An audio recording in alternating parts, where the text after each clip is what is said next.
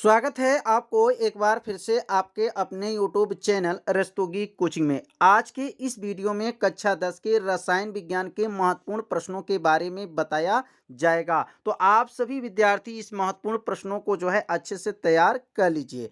पहला क्वेश्चन है प्रोपेनॉल है। इसमें बताना है प्रोपेनॉल का सूत्र कौन सा है। तो प्रोपेनॉल का सूत्र क्या होता है? CH3 CH2 CH2 और क्या होता है? OH होता है।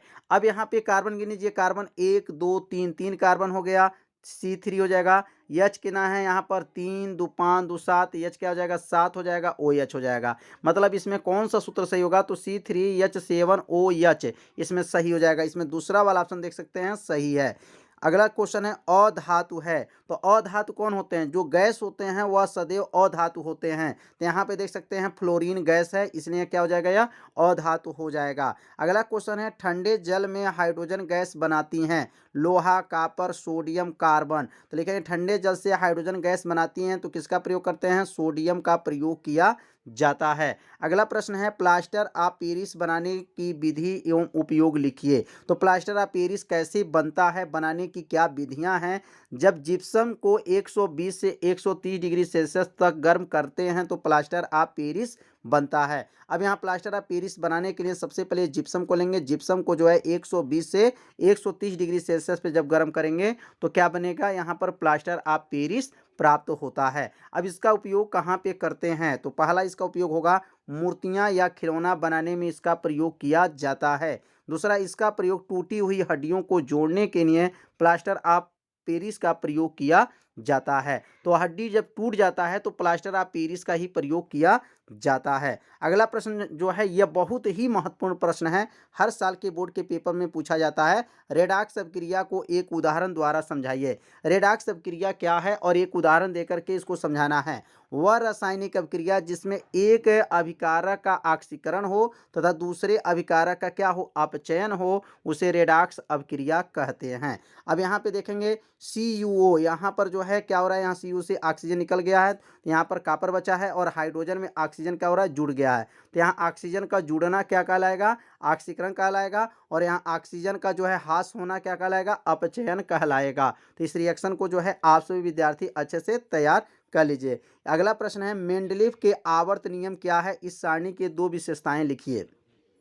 तो मेंडलीव का आवर्त नियम क्या है? इस नियम के अनुसार तत्वों के भौतिक तथा रासायनिक गुण उनके द्रव्यमान संख्या के आवर्ती फलन होते हैं। देखिए यह नियम जो है बहुत ही महत्वपूर्ण है। कहाँ से याद रखेंगे? तत्वों के भौतिक एवं रासायनिक गुण उनके द्रव्यमान संख्या के आवर्ती फलन होते हैं। अब इसका आवर्त सारणी की क्या विशेषताएं हैं? तो लिखेंगे मेंडलीव के आवर्त सारणी की दो विशेषताएं निम्न है। पहला, इस आवर्त सारणी में तत्वों के परमाणु भार के बढ़ते क्रम में रखा गया। मतलब इस आवर्त सारणी में तत्वों को किस क्रम में रखा गया था? परमाणु भार के बढ़ते क्रम पे रखा गया था। इसमें 7 36 पंक्तियां और इसमें 7 36 स्तंभ होते हैं जिसे आवर्त कहते हैं, और 8 ऊर्ध्वाधर स्तंभ होते हैं जिन्हें क्या कहते हैं? समूह कहते हैं। तो समझ में आ गया होगा कि मेंडलीव के आवर्त सारणी की क्या विशेषता है। अगला प्रश्न है कार्बन के सर्वतोमुखी प्रकृति को स्पष्ट कीजिए। यह भी प्रश्न बहुत साल से आ रहा है बोर्ड के पेपर में।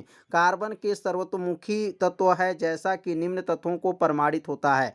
पहला जो है ब्रह्मांड में समस्त जीवित जीवधारी कार्बन के यौगिक जैसे कार्बोहाइड्रेट, प्रोटीन्स, वसा, प्रोटीन, विटामिन, हार्मोन्स तथा केंद्रकीय अम्लों से निर्मित होते हैं। ब्रह्मांड में समस्त जो जीवित जीवधारी होते हैं कार्बन के यौगिक कैसे प्राप्त करते हैं? तो कार्बोहाइड्रेट से, प्रोटीन से, वसा से, विटामिन से, हार्मोन से प्राप्त किया जाता है। अनेकों चीज़ों जिनका हम अपने दैनिक जीवन में प्रयोग या उपयोग करते हैं कार्बन यौगिक से ही निर्मित होते हैं। कार्बन निर्मित जो है वस्तुएं जो है ज़्यादा हम लोग यूज करते हैं, जैसे खाद्य पदार्थ हैं, कपड़े जो है कार्बनिक पदार्थों के द्वारा ही बनते हैं। अगला प्रश्न है निस्तापन तथा भर्जन में अंतर बताइए। तो यहाँ दो कॉलम बना लेंगे और एक को लिखेंगे निस्तापन, एक को लिखेंगे भर्जन। अब यहाँ निस्तापन में क्या लिखेंगे? भर्जन।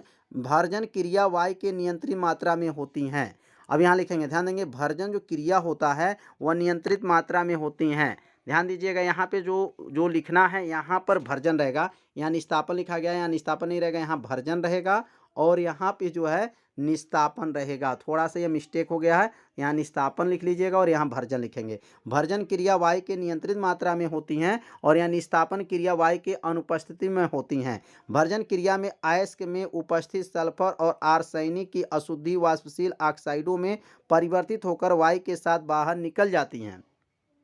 इस क्रिया में अयस्क में वाष्पशील पदार्थ को अलग होते हैं, जिसमें से अयस्क सरंध्र हो जाता है। तो दोनों में अंतर जो है आप सभी विद्यार्थी समझ गए होंगे कि इसमें दोनों में क्या अंतर है। तो यह दो अंतर जो है हमेशा बोर्ड के पेपर में पूछा जाता है, निस्तापन तथा भर्जन में क्या अंतर है। तो इस अंतर को जो है आप सभी विद्यार्थी इसको याद रख लीजिएगा। अगला प्रश्न है, निम्नलिखित पर टिप्पणी दीजिए। अब यहाँ पे टिप्पणी देना है, कार्बनिक यौगिक में ऑक्सीकरण अभिक्रिया क्या है। तो ऑक्सीकरण अभिक्रिया किसे कहते हैं? ऑक्सीजन के ग्रहण तथा हाइड्रोजन के त्यागने की प्रक्रिया को क्या कहते हैं? ऑक्सीकरण कहते हैं। इसके लिए क्षारीय KMnO4 प्लस उष्मा तथा अम्लीय जो है K2Cr2O7 प्लस उष्मा में प्रयोग करते हैं। तो ध्यान दीजिए, ऑक्सीकरण क्या है? जिसमें ऑक्सीजन का ग्रहण हो और हाइड्रोजन को क्या हो, त्यागने की प्रक्रिया ऑक्सीकरण कहलाता है। जैसे यहाँ पर देख सकते हैं एथिल एल्कोहल है, जब इसका ऑक्सीकरण कराया जा रहा है किसके उपस्थिति में? पोटेशियम परमैंगनेट तथा उष्मा है और ये पोटेशियम डाइक्रोमेट धन उष्मा है। यहाँ पे क्या बना है? एसिटिक अम्ल बना है, उसके साथ जो है क्या बना है? जल बना है। तो यहाँ पर क्या हो रहा है? ऑक्सीजन का संयोग हो रहा है और हाइड्रोजन का क्या हो रहा है? त्याग हो रहा है। अगला प्रश्न देख सकते हैं, सजाती श्रेणी। ये भी प्रश्न कई सालों के बोर्ड में पूछा गया। सजाती श्रेणी, सजाती श्रेणी क्या है? कार्बनिक यौगिक की ऐसी श्रेणी जिसमें दो निकटवर्ती सदस्यों के अणुसूत्रों में CH2 का अंतर होता है, सजाती श्रेणी कहलाते हैं। मतलब दो ऐसे सदस्य लेंगे जिसमें का अंतर CH2 अंतर आना चाहिए। जैसे CH4 में C2H4, यहाँ से इसमें जब इसको घटाएंगे तो दो कार्बन में से एक कार्बन घटेगा तो एक कार्बन बचेगा। हाइड्रोजन 4 है और यहाँ पे जो है, यहाँ पे ध्यान दीजिए, यहाँ पर 6 रहेगा। क्या रहेगा? 6 रहेगा। 6 में से 4 घटेगा तो क्या बचेगा? 2 बचेगा। यहाँ C2H6 रहेगा। अगला देखेंगे, CH3OH में से C2H5OH को घटाएंगे तो OH से OH खत्म। यहाँ पे 2 कार्बन में से एक कार्बन घटेगा तो एक कार्बन बचेगा। 5 हाइड्रोजन में से 3 हाइड्रोजन निकल जाएगा, 2 हाइड्रोजन बचेगा। मतलब दो ऐसे जो है निकटवर्ती सदस्य लेंगे जिसमें दोनों का अगर अंतर किया जाएगा तो CH2 का अंतर होना चाहिए। आगे देख सकते हैं, अगला प्रश्न क्या है? साबुन का अपमार्जक निर्मलीकरण अभिक्रिया। यह भी प्रश्न बहुत ही IMP है, हर साल के पेपर में पूछा जाता है। साबुन का स्वच्छीकरण या निर्मलीकरण अभिक्रिया क्या है? साबुन का स्वच्छीकरण अभिक्रिया क्या है? मैल जो होते हैं वह तैलीय होते हैं, जल विरागी सिरा तेल में घुल जाता है और जल रागी सिरा चारों तरफ पानी में घिर जाता है। इससे मिसेल का संरचना बन जाती है। मिसेल कैसे बनता है? तो मैल जो होते हैं तैलीय होते हैं, जल विरागी सिरा तेल में घुल जाता है और जल रागी सिरा चारों तरफ पानी में क्या होते हैं? घिर जाते हैं, जिससे मिसेल की संरचना बनता है। साबुन का मिसेल मैल को पानी में घुलाने में क्या करता है? मदद करता है और कपड़े साफ हो जाते हैं। यही साबुन का स्वच्छीकरण अभिक्रिया है। तो ये साबुन का स्वच्छीकरण अभिक्रिया का एक ग्राफ खींचा गया, देख सकते हैं। जब यहाँ पर सोडियम धन आयन देख सकते हैं, सोडियम धन आयन इसमें रहते हैं और ये जो है कपड़े को क्या करते हैं? साफ करते हैं। ये साबुन की क्रिया जो है यह स्वच्छीकरण अभिक्रिया का ग्राफ है। तो अगला प्रश्न देख सकते हैं, एथेनॉल का 4 रासायनिक अभिक्रिया का समीकरण लिखिए और इनके उपयोग भी लिखिए। तो एथेनॉल का 4 रासायनिक अभिक्रिया कौन कौन से हैं? पहला रासायनिक अभिक्रिया क्या है? सोडियम से क्रिया। जब एथेनॉल को सोडियम से क्रिया कराया जाता है तो क्या बनता है? सोडियम एथानॉक्साइड तथा हाइड्रोजन गैस बनता है।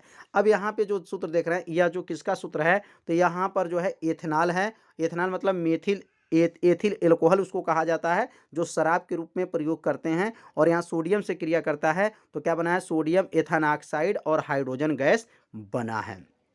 अगला देख सकते हैं, सांद्र सल्फ्यूरिक अम्ल से क्रिया। जब एथेनॉल को सांद्र सल्फ्यूरिक अम्ल से उपस्थित में गर्म किया जाता है तो एथेन तथा जल बनता है। CH3CH2OH है और यह H2SO4 के उपस्थिति में गर्म किया गया है तो यहाँ पर क्या बना है? एथेन बना है। C2H4, ध्यान देंगे यहाँ पे क्या बना?